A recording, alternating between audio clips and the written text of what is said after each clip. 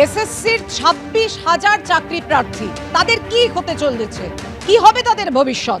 আগামী বৃহস্পতিবার এসএসসি মামলার শুনানি রয়েছে, সেখানেই ঠিক হবে তাদের ভবিষ্যৎ। আজকে জানেন আপনারা, সেই শুনানি ছিল বৃহস্পতিবার সকাল 10:30টায় সুপ্রিম কোর্টে শুনানি হবে। পুরো নিয়োগ প্রক্রিয়া বাতিল হবে নাকি কারা বৈধ কারা অবৈধ চাকরি প্রার্থী সেটা বাছা সম্ভব হবে। কথা বলবো, আমাদের সঙ্গে রয়েছেন আমাদের প্রতিনিধি অতনু হালদার। অতনু, এই প্রশ্নটাই তো খুঁজছে 26,000 চাকরি প্রার্থী, তারা তো তাকিয়ে রয়েছে সেই দিকেই, কারণ সেই আমরা জুলাই মাসে দেখেছিলাম শুনানি, আবার 5 মাস পর আগামী বৃহস্পতিবার ডেট রয়েছে। দিশা পাওয়া যাবে?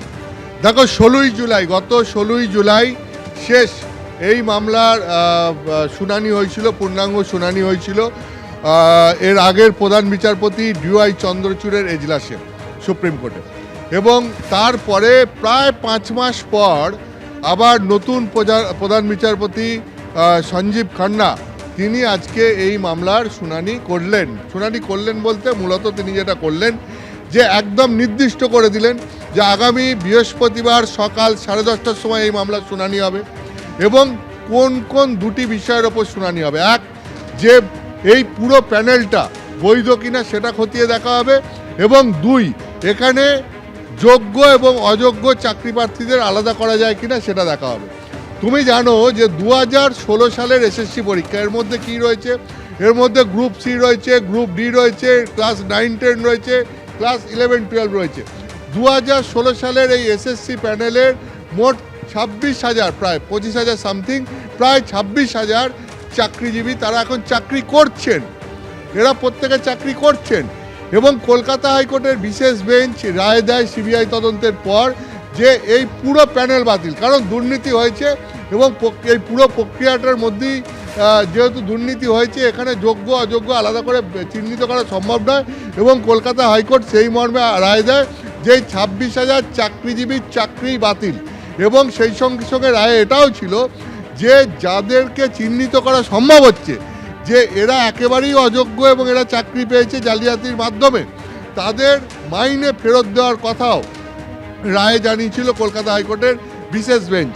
এরপরে যেটা হয় সেটা হচ্ছে যে রাজ্য সরকারের তরফ থেকে, এসএসসির তরফ থেকে এবং চাকরিজীবীদের তরফ থেকেও সুপ্রিম কোর্টে গিয়ে আবেদন করা হয়, একাধিক আবেদন হয়, এবং সেই মর্মে সুপ্রিম কোর্টে এই মামলার শুনানি হয়। সেখানে মূল যে বিষয় ছিল শুনানিতে, যে এখানে সবার চাকরি কেন বাতিল হবে, যারা যোগ্য তাদের চাকরি থাক, যারা অযোগ্য তাদের চাকরি যাক। সেক্ষেত্রে প্রশ্ন ওঠে যে যোগ্য অযোগ্য এটা বাছাই করা সম্ভব হবে কী করে? তার কারণ হচ্ছে যে কোনো ওএমআর সিটই তো খুঁজে পাওয়া যাচ্ছে না। ফলে কোনো ওএমআর সিট যদি খুঁজে না পাওয়া যায়, তাহলে এখন কিসের ভিত্তিতে এইটা বাছাই করা সম্ভব হবে যে কারা দুর্নীতিগ্রস্ত বা কারা দুর্নীতির মাধ্যমে চাকরি পেয়েছে, কারা দুর্নীতিহীনভাবে চাকরি পেয়েছে, যাদের চাকরি পাওয়ার মধ্যে কোনো দুর্নীতি নেই, যারা যোগ্য। এখন এক্ষেত্রে এসএসসিকে বলা হয় যে তারা যোগ্য অযোগ্যদের বাছাই করে দিক। এসএসসি সেই ক্ষেত্রে অযোগ্যদের তালিকা দেয়, কিন্তু যোগ্য কারা সেটা এসএসসি তালিকা দেয়নি। সুপ্রিম কোর্ট তখন বলে যে এসএসসিকেই বাছাই করে দিতে হবে যে কারা যোগ্য তাদেরকে, অর্থাৎ যোগ্যদের তালিকা এসএসসিকে দিতে হবে। সেক্ষেত্রে যে প্রশ্নটা উঠে আসে যে যেহেতু কোনো ওএমআর সিট নেই, তাহলে কোথা থেকে ওএমআর সিট পাওয়া যাবে? সিবিআই তদন্তে নেমে গাজিয়াবাদে একটি তল্লাশি অভিযান চালায়, সেখান থেকে 3টে হার্ড ডিস্ক উদ্ধার হয়। সেই হার্ড ডিস্ক থেকে ওএমআর সিট পাওয়া যায়, এবং সেই ওএমআর সিটের ওপর ভিত্তি করে মোটামুটি একটা ধারণা করা যায় যে কারা যোগ্য কারা অযোগ্য। 65B এভিডেন্স অ্যাক্টের সেই ধারায় সেই তথ্য আদালতে জমা পড়ে। সেই ক্ষেত্রে প্রশ্ন ওঠে যে 65Bতে যদি অযোগ্য কারা তাদেরকে চিহ্নিত করা সম্ভব হয় ওই হার্ড ডিস্ক থেকে উদ্ধার হওয়া ওএমআর সিটের ভিত্তিতে, তাহলে যোগ্যদের কেন ওই হার্ড ডিস্ক থেকে উদ্ধার হওয়া ওএমআর সিটের ভিত্তিতে চিহ্নিত করা সম্ভব হবে না? 65Bতে তো এখানে এভিডেন্স অ্যাক্টে এই তথ্য পেশ করা যায়, সেইভাবেই পেশ করা হয়েছে। তো এই 65Bর বিষয়টা আজকে প্রধান বিচারপতি সঞ্জীব খান্না বলেছেন তিনি এই জটিলতার মধ্যে ঢুকবেন না, এই নিয়ে কোনো সওয়াল জবাব হবে না।